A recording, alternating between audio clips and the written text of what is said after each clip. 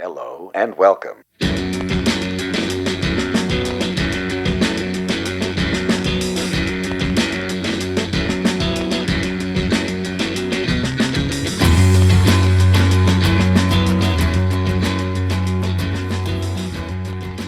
Okay, hello and welcome to the show again. We have Jennifer Franks with us today. Hello, Jennifer. Thank you for coming in. I know it's very hot outside. It's kind of cool in here, and as we continue through the interview, because we have the air conditioning off, I'm sure it'll get hotter, but we have the fan on you. Thank you for that. The Cliff Cardinal classic fan. I appreciate the fan. Thank you. And Jennifer, you work at City Hall. Would you maybe tell us a little bit about what you do? Sure. I work in the Indigenous Affairs Office of the city. A lot of people actually in our community aren't even aware that we exist. I had no idea that it existed. But it's a small office. It's been around since 2018. The mandate of the office is really, there's a couple of mandates. One is to strengthen relationships between city and Indigenous community, Indigenous service providers. Also to culture change within the city. So working a lot internally with colleagues to decolonize the way that the city operates. We're still pretty early on in that journey. Okay. Some people are farther along than others, but we find that a lot of the language that's used with Indigenous community members, people from the city perspective, are very colonial in nature, and there's a lot of barriers. So, and then on the flip side of that is we also work with Indigenous community organizations and Indigenous community to help them navigate City Hall, really kind of elevate the visibility of Indigenous people. And how long ago did this office get started? The office itself has been around since 2018. So it's relatively new. It's relatively new, yes. And there's only, I think there's about 5 of us in the office. Okay. But we are looking to change that. Okay. There's been, the city's made a number of statements of commitment to Indigenous people, just like all governments have, right? Yes. They've made these lofty statements. And, but we know that in order to actually make that real, there needs to be resources and money and actual action. So our office is pushing for that. Okay, and what sort of organizations are you working with? We have sort of formal relationships with a lot of the Indigenous service providers. So there's an umbrella organization called TASC, Toronto Aboriginal Support Services Council. So a lot of the service housing providers, Anishinaabe Health, Aboriginal Legal Services, like those types of organizations. But then there's a lot of grassroots groups as well, sort of more land stewardship circles, and other more community-based groups that we also work with to support, especially around access to land and water for ceremony and community gathering and that type of thing. Right. So sort of a little bit of, and then of course, there are sometimes just individual community members that will come to our office and say, hey, I need some help with I see, okay. navigating this or that, or And what are some of the community organizations that you're working with? Like the more grassroots ones? Yeah. Well, I mean, there's Indigenous organizations, and then there's non-Indigenous organizations that work quite closely with Indigenous organizations. So I would say like a Jibicon, there's the High Park Land Stewardship Circle.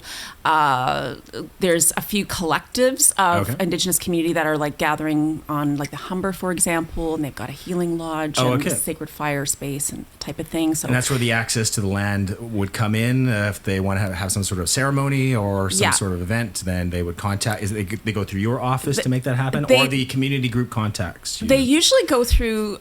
We're we are the connector, so we work with the bigger city divisions like parks and that type of thing to support Indigenous Indigenous community. So what will happen is they will often come to our office first, and then we kind of work with the others in the city that the more where all the rules are. Okay, the rules, yes. We love rules. Yeah, because, one thing we're always sort of testing is like, is that rule in place because there's like a legal reason for it to be, or environmental or whatever, or is it Right. just because that's always been the practice? I see. And what can we disturb, and what's like, this is in law and we can't. So, for example, sacred fires is a kind of an example of that, where the fire department, they're obviously very Sure. risk averse and safety oriented. Absolutely. And we've been working a lot with Toronto Fire on connecting them with community on sacred fires, and they've really come around to kind of understanding the cultural significance of ceremonial fires. Okay.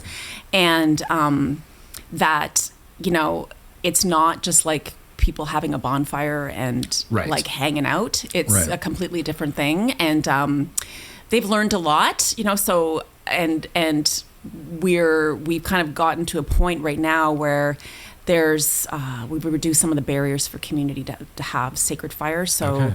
and providing access to space for that to happen without getting hassled or And has there been a lot of resistance or challenges to making these happen? there was initially. I mean, I have to say that within the city itself, within Toronto Fire, there's been a lot of support. Okay. They really want to learn. They really want to try to better understand. Just better understand the cultural significance and kind of how, that these are carried out in a safe way. This is traditional knowledge that's been passed down, right? Right, These right, are right. not people that are just throwing gasoline on Exactly, a pile. right. Yeah. So, and I think that's given them a lot of comfort. They've actually gone out and seen, these are. Because everything's done with great thought and Everything's plan done- versus a drunken party of people just... Oh yeah, right, and it's right. ceremony, and it's a ceremony, solemn, right. and it's they're small, and there's, there's safety measures put in place. Right, I right, mean, right, it's right. we have come a fairly long way. I feel like there's still a lot to be done though with. More kind of on the ground staff that in parks, that will come out and sort of challenge people and, why are you doing this? And you can't burn things here and that type Okay, of thing. right, And so, yeah, so, but we're, it's a slow process, and, when we want to do things right? When we talk about engagement and working with community, it's some of these things take time. Right. But yeah, and so that's part of the reason why we're trying to get more resources, because it's Okay. there's a lot of work to be There's a lot- done. Okay. And so our office also, we work with pretty much on every kind of area. So the vaccine piece, our office was very Right. involved in supporting Yes. Indigenous health service providers with pushing out the vaccine to community.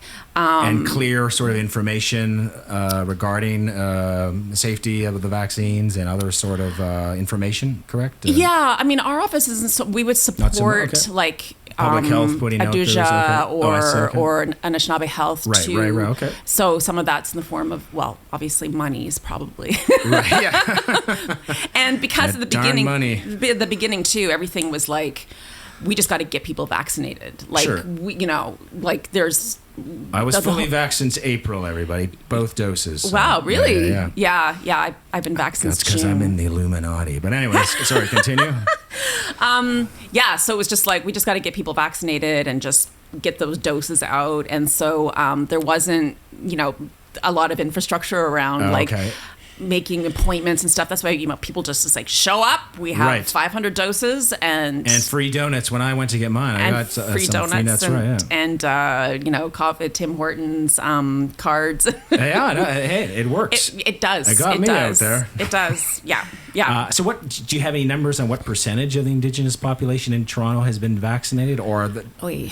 we don't know data on that yet? I don't or, have. Okay. I don't know if that data does exist. I mean, I'm sure there are some rough numbers. Sure, okay. Just because they'd be collecting that information. Right.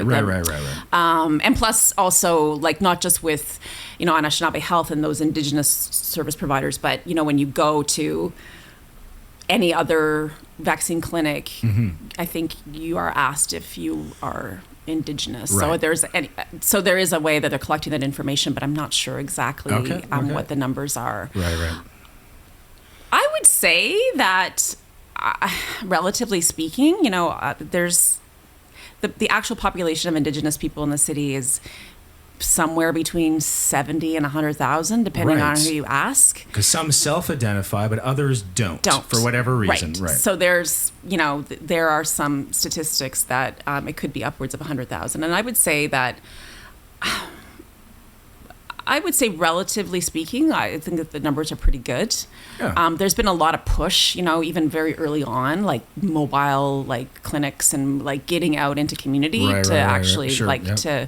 to do that, so that people don't have to, come downtown and stand in line. Obviously, elders are, first priority. That's right. Getting actually going out into community to do that. So I would say that the numbers, it's probably a relatively high percentage. Okay. Well, that's great. Well, good job. I am not going to take credit for... Okay, I'll take all the credit for all those memes I post on the internet. Oh, I know. It's very frustrating. It's very frustrating with the everyone's so smart and a specialist, it seems. Yes. What was that meme that I saw recently? That it was like, I've stopped being an expert on vaccines. On and epidemiology, and now I'm on foreign policy. I'm now an expert That's right. on foreign policy in the Middle East. Yes. Well, it's the Dunning-Kruger effect, and I think a lot of people don't recognize that. I think part of the strength of being intelligent is to recognize what your weaknesses are and what your shortcomings are in knowledge in different subjects. Not everyone's an expert in everything. No. And sometimes I'll ask those people, well, tell me a subject that you're not an expert in. And then usually they don't have an answer. But because we focus on our brains, I think, just naturally focus on the things that we... Well, our egos tend to run the show a lot of the times. Yeah. In times of fear and uncertainty, we like to feel safe. So we create these delusions, whatever suits our biases. And that's kind of gets us through that difficult situation, right? It's kind of like a coping mechanism. It is a coping. That's right. Yeah. Yeah. So getting back to, I guess, the city. Does the mayor or the city council do they influence your office at all, or no? It's hands off, or? We are city employees, so we're an office within the city administration. I think we have a very unique kind of role in that. We are city employees, we are part of the administration, but we're also part of community. And so we kind of bridge that. And thankfully, our office does have a lot of support from the city manager and the mayor's office. And there is a lot of, support. Did you ever get to meet John Tory? Yes, I've met John Tory. Okay, great. Not a lot, but I have met him. But there are times when, we don't agree with certain things that are being carried out. I mean, the city is a huge organization and it does a lot of stuff. And some of that challenges us as, individuals and community members. We also sort of have to be a bit careful about where our city hat is, when our city hat's on and when our more advocacy hat's on. Right. And we have a very strong director, Selena Young. Hi, Selena. Shout out to Selena Young. Selena's great, and she's a very strong voice. It's just, we've made it clear to some of our colleagues, our position on certain things, and we push for... So with the upcoming federal election, is that going to affect your office in any way? Like, do you get money from the feds to run, or this is all, funded in a different sort of sense? Yeah, the funds for our office come directly from, the city, city. Mm-hmm. But, the federal government mostly funds, reserves and, Indigenous communities, like reserves not within urban areas. But that being said, there are some funds, like they do fund housing, for example, right? Like there are funds that come from the federal government so some of that would be Indigenous housing. So I guess depending on, who won the federal election and like their position on housing and Indigenous housing as an example, there could be some effect, but not on our office specifically, but on more community and and Indigenous organizations that deliver services to community. Okay. Yeah. Yeah. Interesting. So you weren't always an administrator, a municipal sort of office. You had you were in the arts. You were just telling me before you went on camera. You were in acting. Years ago. Okay, years ago. I did community theater. Okay. In Edmonton, Walter Dale Theater, which I think is still around. And yeah, so we did, some interesting shows, some pantomimes. Okay. I also did, and I'm kind of cringe when I think back now, we did Ecstasy of Rita Joe. I don't know if you're familiar with that play. No, I'm not. And for the life of me, I can't remember the playwright. I don't actually think he was Indigenous. Oh, what was it called? I'll just look Ecstasy of Rita Joe. Okay. And it's basically about an Indigenous young woman who's raped, and it's sort of her life and her story and what happened to, and it was directed by a really clueless, tone-deaf white guy. Oh. And when I think back, I was like so so cringy. Sorry, George Riga. George Riga was the playwright, yes. And I don't think he's Indigenous. I think Doesn't he's like say. It just I think says he's like he's- Ukrainian Canadian or something. Okay, yeah. It doesn't say here. It just says nationality Canadian.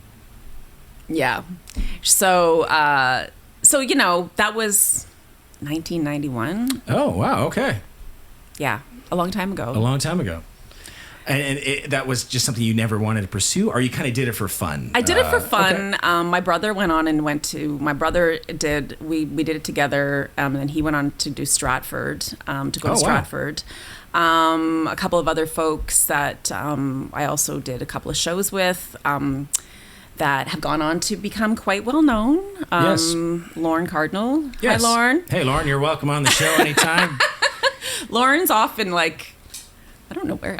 Anyway, I'm not sure. I'm not sure. I'm not stalking Lauren. I don't know where he lives, but we're stalking him.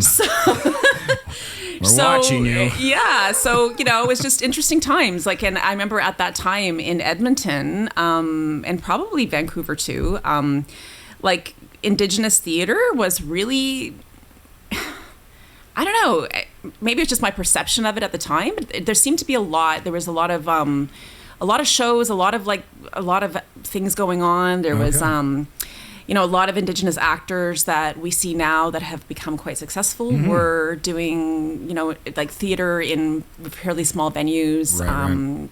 Tantu Cardinal and others, right? Right. And so it was like a really interesting community of people that, again, we talked before we aired about how everybody kind of knows each other, and there's this sort of like 6 degrees of separation, or 3 degrees of separation. It's not always good, by the way. 3 degrees that you can't. Well, I shouldn't say you can't escape from. Sometimes I guess it would feel that way, but it's really cool too, and especially with social media now as well. Like, it's as much as it can be.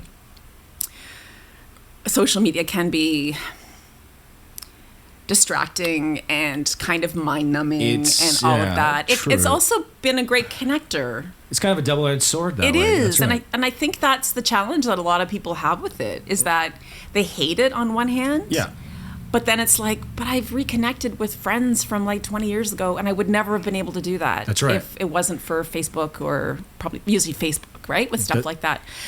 So, and that's my situation too. Like, I thought many times about just getting off of it. I think it's like a tool, right? You can use a hammer to build a house, or you can use a hammer to hit someone over the head. I think it's how you use those tools to, yes, that's the analogy. It's a great analogy.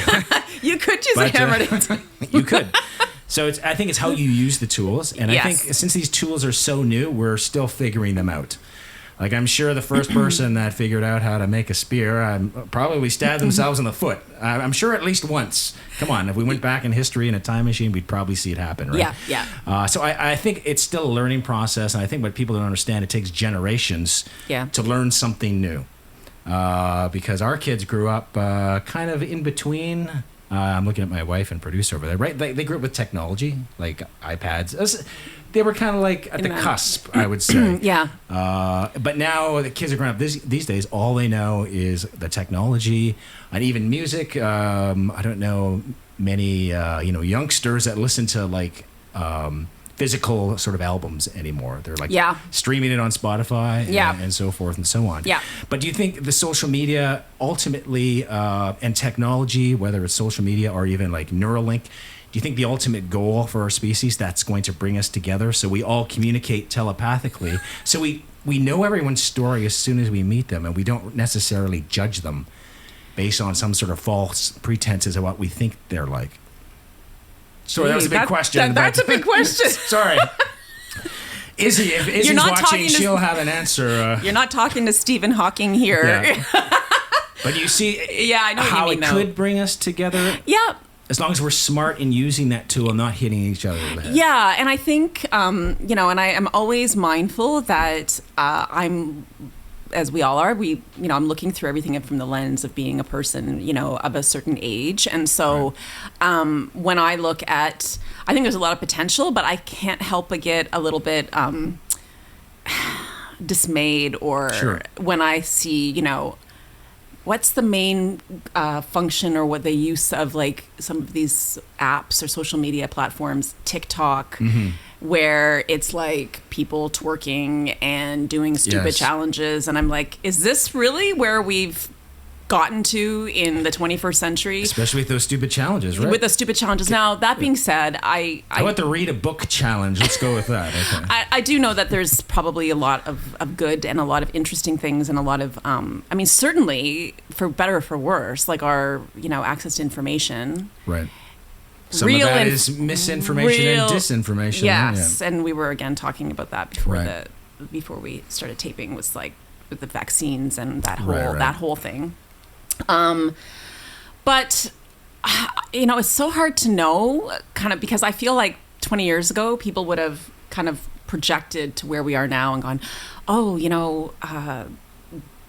we're going to have a cure for like cancer, and there's all of these things are going to, like, technology and all of these things are going to, like, we're going to have all these amazing like developments and people are going to be using technology in amazing ways. And I guess we are, but when I look at social media, it's like, I don't know. You're kind of seeing the worst of the worst sometimes on social media, and I think maybe pick and choose your friends carefully when you're accepting people. I think that's a lot of it, and again, as I said, I'm looking through the lens of someone who's a middle-aged person, right? And so I'm probably only seeing like the tip of the iceberg in terms of what the potential for social media and technology could have. Sure. Like I use Facebook and Instagram, and I'm not like really using it in like a way that's so I'm mindful of that someone who's 20 is probably can identify a lot more of the potential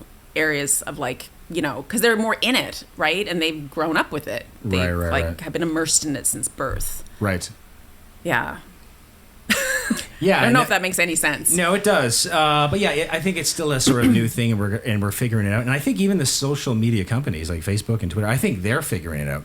Because they made a lot of missteps. Oh my goodness, totally. Some I don't think are intentionally nefarious on their part. They just are dumb in decision making, and they want to keep their market share. Yeah. Look at OnlyFans. I'm sorry, I had to say that. That's right, because that is now going no nudity, no pornography, and yet that's what built up that entire company. That'd be like Spotify dumping all the musicians and then going with the Joe Rogan podcast solely. Yeah, which I'm sure they'd still do fine, but. Who's going to subscribe to OnlyFans for like cooking shows? I mean, I don't know. Maybe there is a mark. I have no idea about OnlyFans. I haven't looked at the website.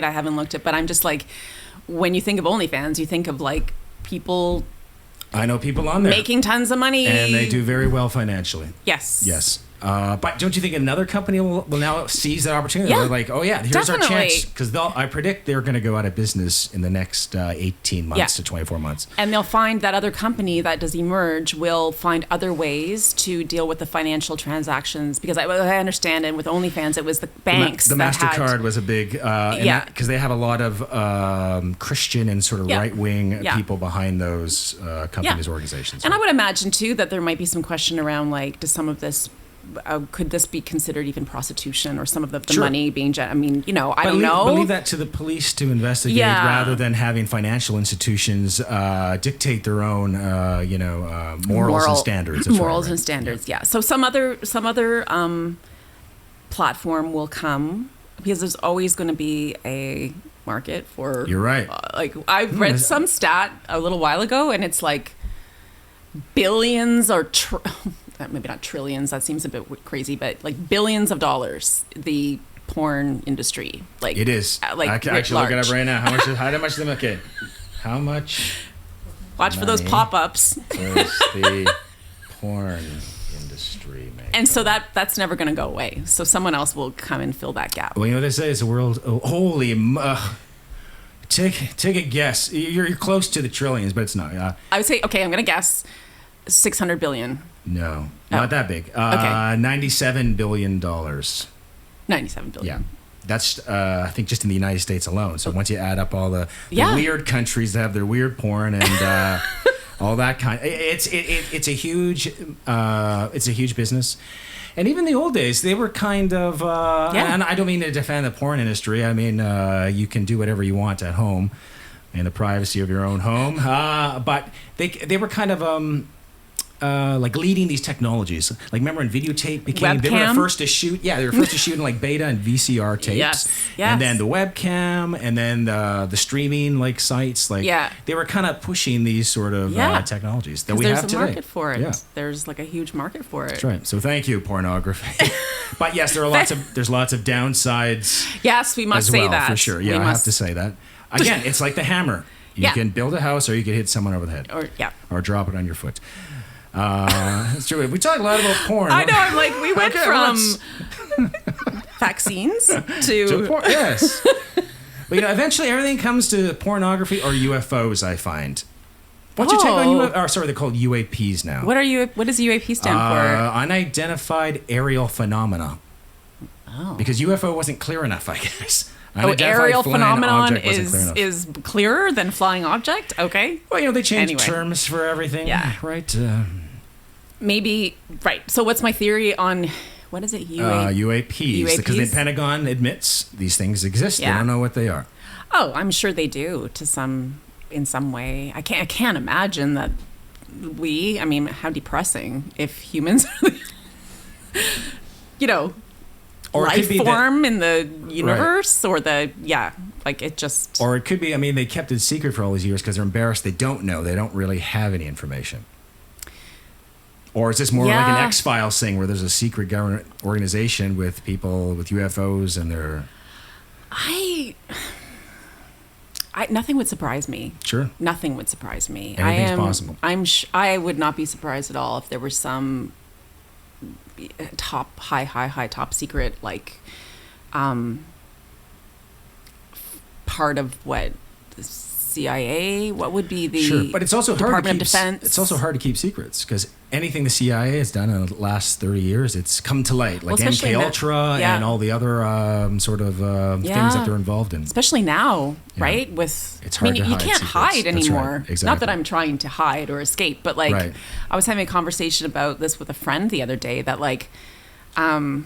we were talking about family. Every family has some kind of a skeleton or some kind of a strange story, or there's literally. I mean, I think that people would be lying if they were to say that there was not some story going back, because and we were saying how back in the day, when our grandparents or great grandparents, you could get away with stuff. Oh yeah, for sure. You could have 5 different families, and I'm just thinking, I hear of stories of I found out that my grandfather had 2 other families that we knew, or just because you could get away with things. That's you could go and hide. You could I don't know, just do stuff and nobody would know. That's right. And now that's almost impossible. Now it's impossible. Everyone's got a camera. There are surveillance cameras everywhere. And then even with police, with their CSI technology, it's hard to get away with crime and murders. Yes. Right. Which is a good thing. It's a good thing. That's right. It's a good thing. That's right. But even just if you want to just kind of get away from people. Yeah, you can't. You can't really. You can't, I mean, I don't have a cell phone. It's hard to track me. But you don't have a cell phone? No, I don't. I refuse to get one. Not because I think the government's after me. It's just that I can't be bothered. I know everyone. I think a lot of people think I'm like this big technology guy, and I'm like always online. I'm actually not. Yeah, I have gear because I needed to record stuff. Yeah. But other than that, I don't have a cell phone, and I'm not really interested in all that stuff. Yeah. I'm impressed.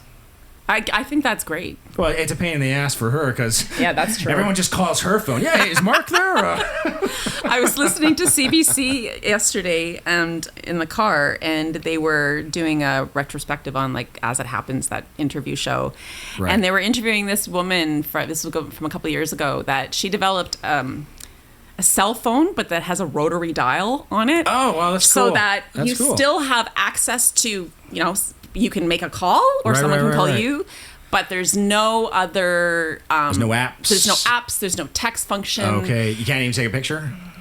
Nope. None of that. Okay. So, and apparently it was small enough that you could just fit it in your pocket. And she said, like, the phone is mostly the rotary dial. Right. Okay. That's cool.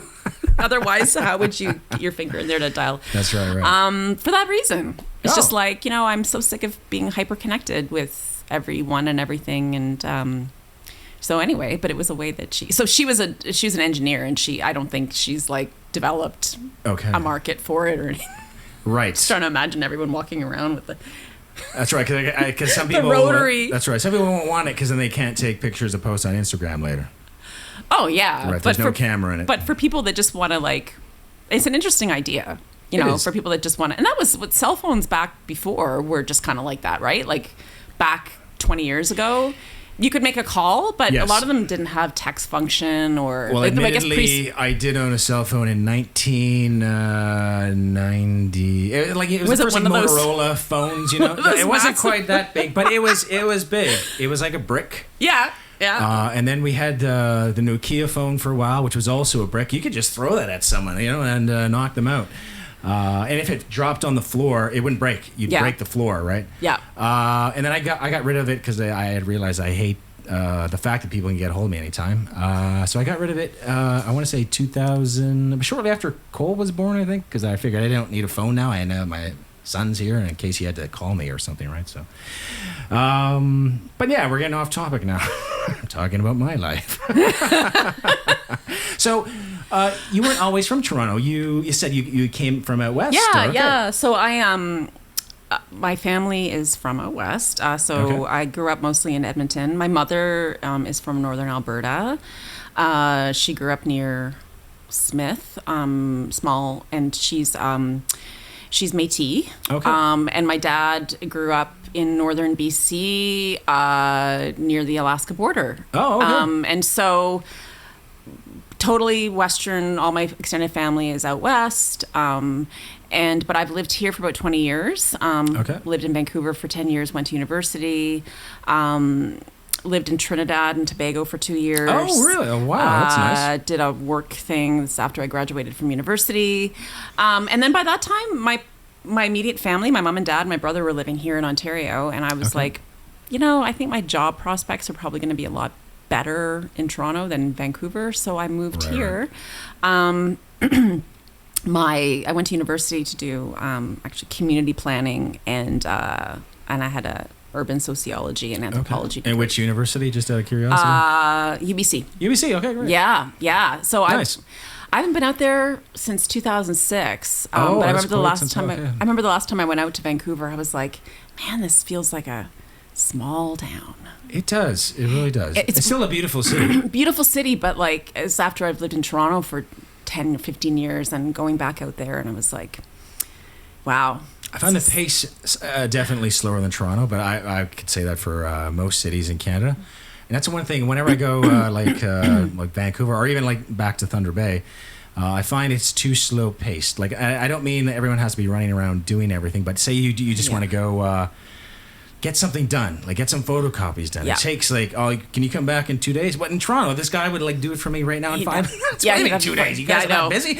Yeah. So it's nice, but it definitely takes some getting used to. And but one thing I do miss about living out there is the access to like just getting out of the city. Like, I mean, you're just literally drive into the mountains. Well, not literally drive in the mountains, but drive through the mountains, and then the ocean's there. And you could take the what's it called?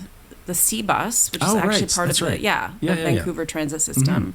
You could take the C bus across and probably get on like a city bus. It takes you to the base of Grouse Mountain, and you could just like you could this. It's so much more accessible. Whereas here, it takes you 2 hours just to get out of Toronto. You're still in Toronto.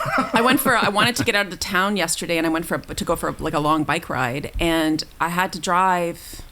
Mind you, like I probably didn't have to drive for 2.5 hours. I probably could have got found, but like I had to drive for 2 hours to get to the place that I wanted to go, and it just is endless. I know. Endless. Yeah. I know. Yeah, so it's like that's one downside, but I really like the pace of Toronto, and another, like I like this city, I know it gets slagged a lot. But it does, and sometimes I slag it. I'll admit it, I have slagged it online, but I really can't imagine living anywhere else at this particular point in my life.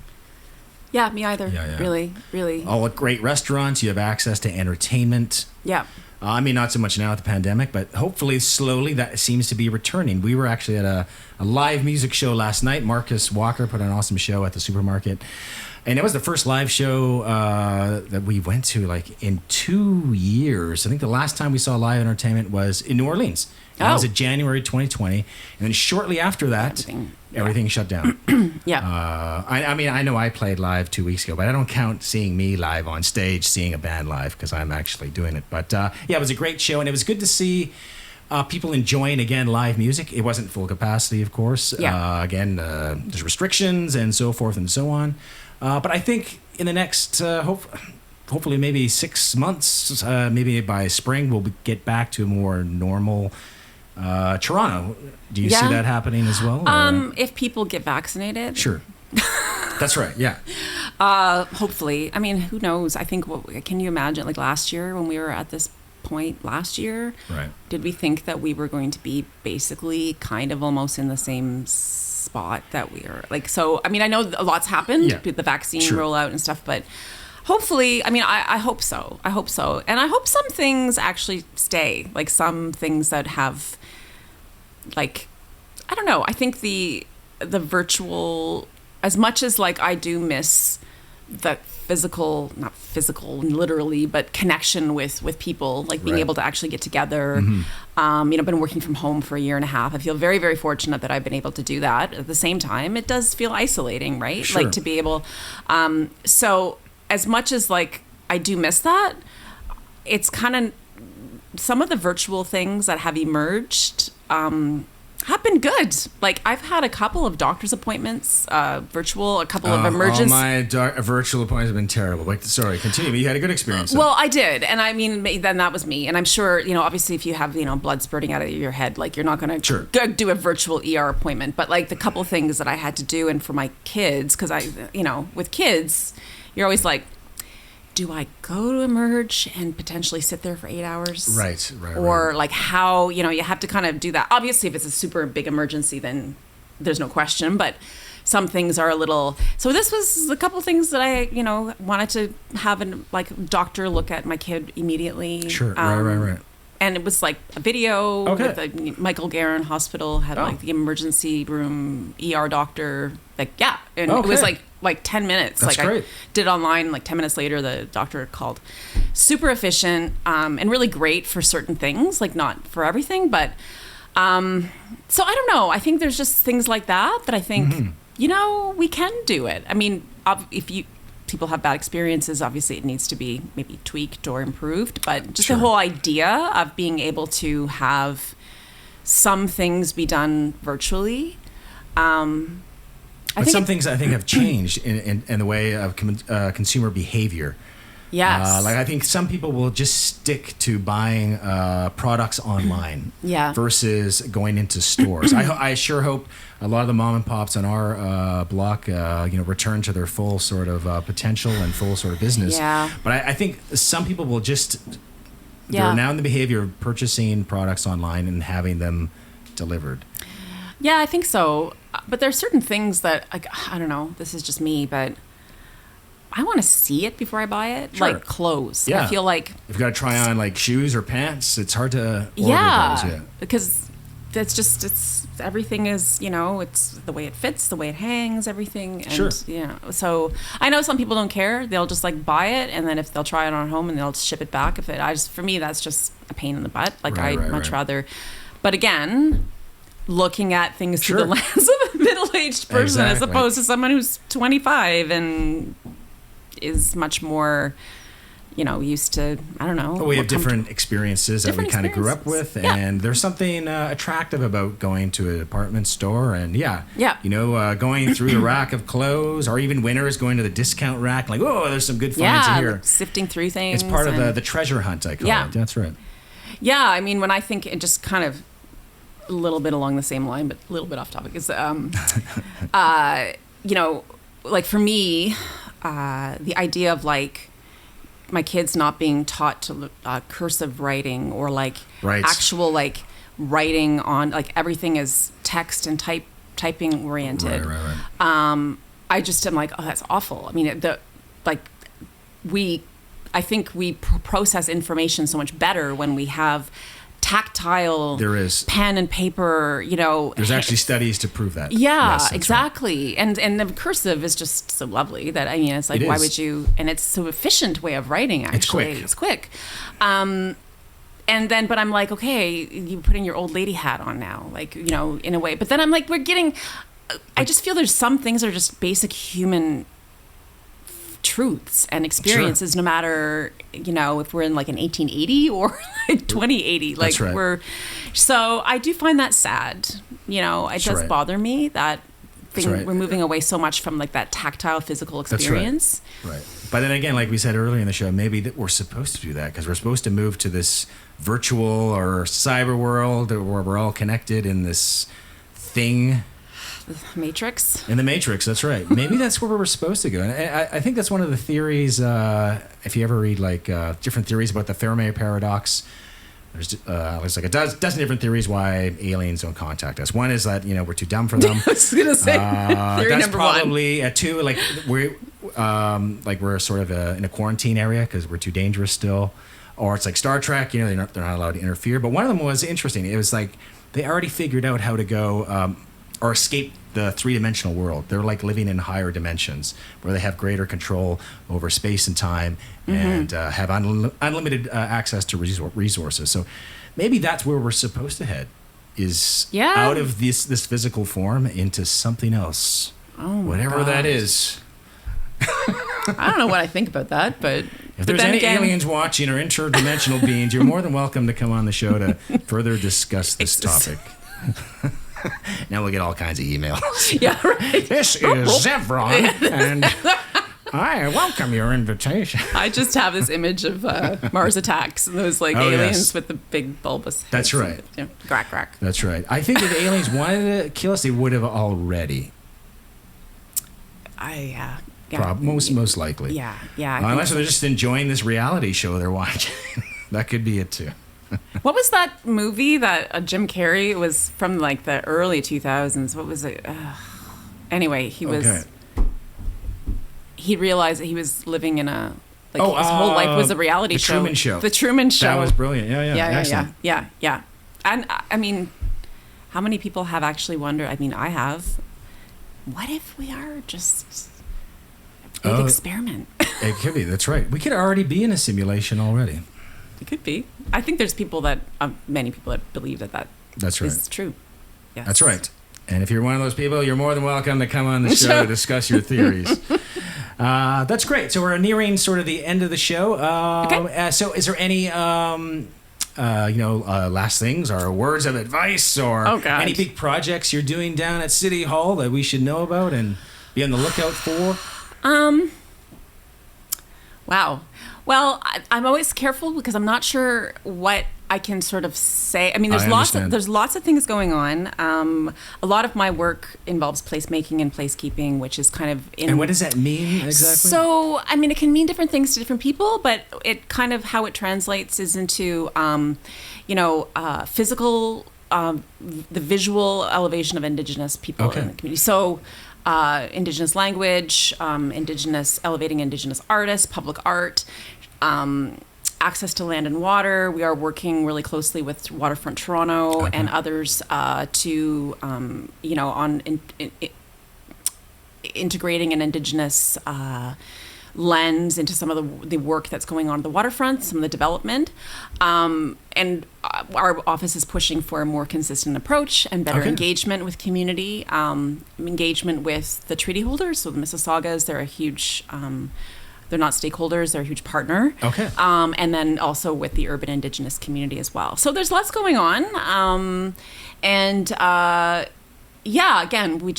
we need the money to do it, but we're working on that. And there's a website people can check out the activities that you're doing or get in touch with you should they want more information or even to support your office. How might people do that if there's resources needed? Yeah, I would just say to contact us directly. So my email is jennifer.franks@toronto.ca. It's pretty straightforward. And then I'm happy to chat and to share information and to make connections. Great. Yeah. Well, thank you so much for being on the show. I've always wanted to talk to you. I've always followed your posts on Facebook. You always have something interesting to say. Thank you. Including the I think the best one of all time in the past year was my punching hands getting itchy. I think that was you. That was me. That's right. And you know what? I'm thinking in my head, so is mine. Yeah, pretty much every day when I go outside. Yeah. Anyway. Okay. Well, thank you very much. And we're going to turn on the air conditioning back on. Thanks, Jennifer. Thanks, Mark.